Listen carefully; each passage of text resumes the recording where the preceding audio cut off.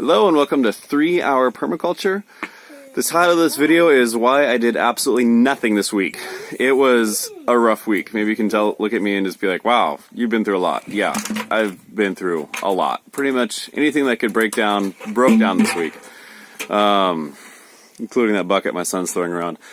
But, oh man, truck broke down, had to fix that. That was a lot of work. I needed to get some special tools in to fix that one. Pipes got stopped up, which that happened every couple of months actually. It's a bad design on the pipes, but I don't want to rip out the floor in the house and the slab foundation, all that kind of mess. And then when I was trying to fix it with the auger, I ended up just breaking off the pipe that drains the kitchen sink right at the base of the foundation. So I had to cut out a bunch of concrete to actually get that fixed up.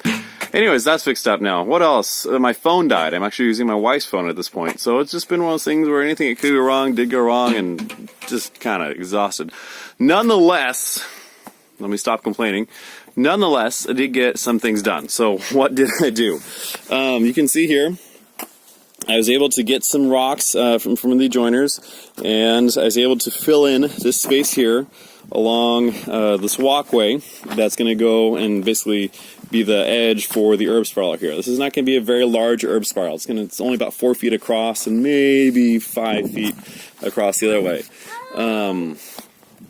It's okay, Soren.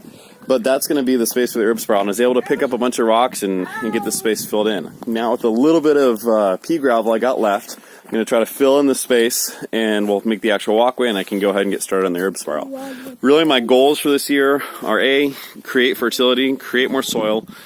B, get a small harvest, even if it's something kind of an herb spiral, and plant out the soil area I have right here immediately next to the house. And do kind of a lasagna bed type thing over in this area that I can use. You can see this one plant over here, whether it's a cabbage or mustard, I don't know, it's just going gangbusters. And again, we're going to talk about edge in this video and how it's doing so well right next to that edge. It's protected, it's got a lot of shade, and even though we're still in the middle of February, you can tell stuff that's out there completely exposed to the sun, that's not happening out there. Stuff that's in the shade, it's happening. So, lesson learned, make some shade. And that's my other goal for this year, try to create some more shade. That's why I got some blackberries going over there. I have just secured a passion fruit plant. Hopefully I can pick this up next Sunday from a friend at church. She said it just went nuts in her garden, took over everything. That's what I want. I want that to happen so I can get some more shade. But just quick update on how everything's going. You can see how our cover crop is filling in this area. Notice at the base of the swale, we're getting some more greenness than as they're just noticed at the top. The peas are starting to really fill in well and go nuts, getting some rye and some stuff going on here. The blackberries are planted here, these two little bits here, they haven't really been doing anything, which is kind of bad. Now I can see it. These blackberries have not been doing anything. You can't really see much growth on them. I don't have much hope for them, honestly. They may or may not go. We'll see some cover crops starting to come up in here, but again, it's a really shallow soil. We had a good wet week this last week, fair amount of rain, not a whole lot, but some moisture. It's going to be dry and hot coming up. It's already 90 on Friday, if you can believe it. This was February 15th and it's 90 degrees. Crazy. Here we go. The blackberry, it's starting to put out some leaves, so it's starting to grow, so that's good. That's taken. The cover crop I put down the last time, a week ago, 2 weeks ago, it still hasn't quite taken off yet, but it will eventually at the right time. And the other blackberry, which I believe is a Merriam blackberry, it's also taken, and it's starting to come out. You can see it's starting to get some bigger leaves over in this area. It's doing really good. So it's going to start growing. We'll swim this on this one, and it should just be able to take over this entire space here, which is what I really want it to do. I think when I get my passion fruit, I'm hoping to put it either in that corner over there, let it go nuts, or maybe somewhere up there to get me some more shade. I have some issues with not destroying views, so I have to be conscious of that. But the thing I really want to talk about, I'm already 4 minutes into this video, is the concept of edge. Permaculture, we talk about patterns, and one of the big things in patterns is that of edge. We see that life, for whatever reason, likes to live on the edge. And I'm not talking about living dangerously. It just seems to be that where two systems interact, there seems to be a richness and abundance of life. So if we can maximize edge, we should be able to maximize abundance and maximize the variety of life and the types of life that are going to be growing there and their robustness.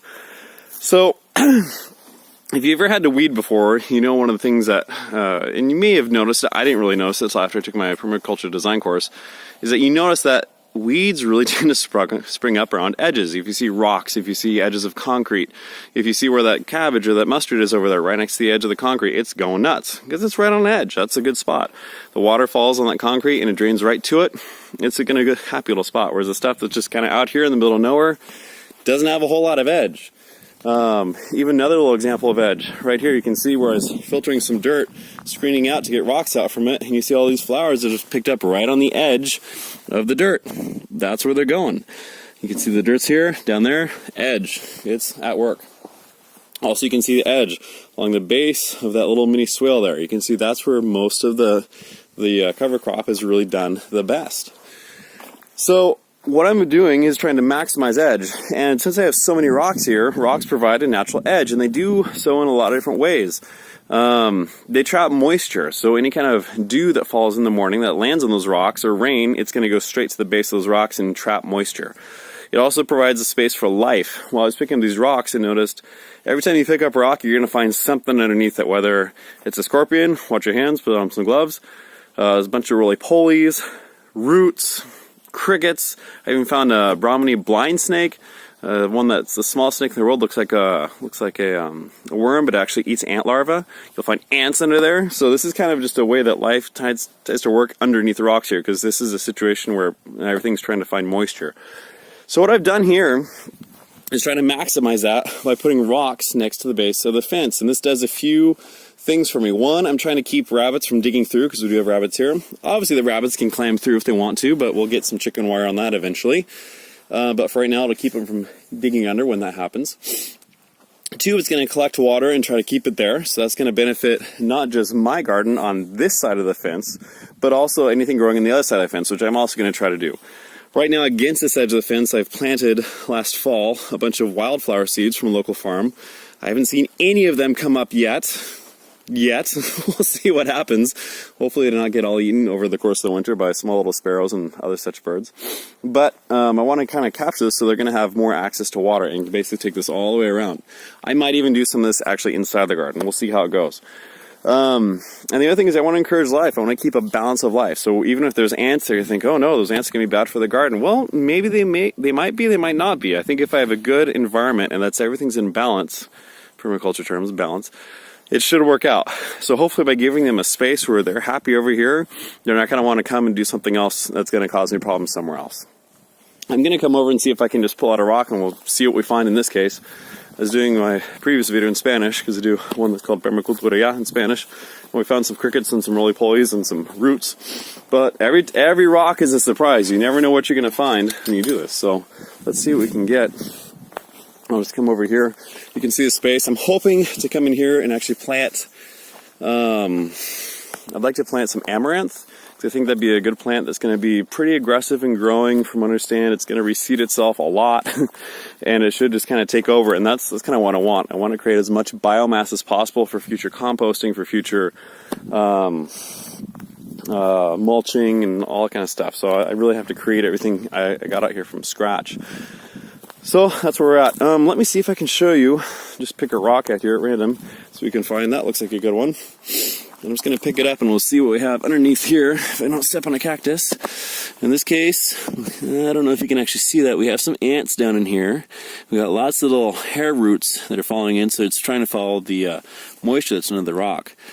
And the other thing I guess I can notice from this is that these rocks also trap heat. So in the winter, when things get too cold, it's not a bad spot.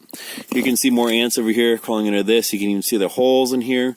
And so that's going to be just one of the things that's going on. But like I said, every rock is a different ecosystem unto itself. Even more ants, lots of ants there. But that gives you an idea what you can find. So like I said, I found anything and everything out here just moving these rocks. So the goal is, again, try to create more edge by concentrating in this area. That'll also help to trap water, as water generally runs basically in this direction across the area. So if I can trap it, obviously it's not exactly on contour, but it's still pretty flat, so I think it should work. Just kind of slow down the water before it leaves the garden, and even then try to catch any nutrients that's trying to leave the garden, keep them trapped in here so that they can be picked up by the amaranth and anything else I got going in this way. So that's the video for this week. I hope it's been good for y'all. Let me know how your own gardens are going and how we can help pursue a better world through permaculture and good design. And I hope that you have a great week. God bless.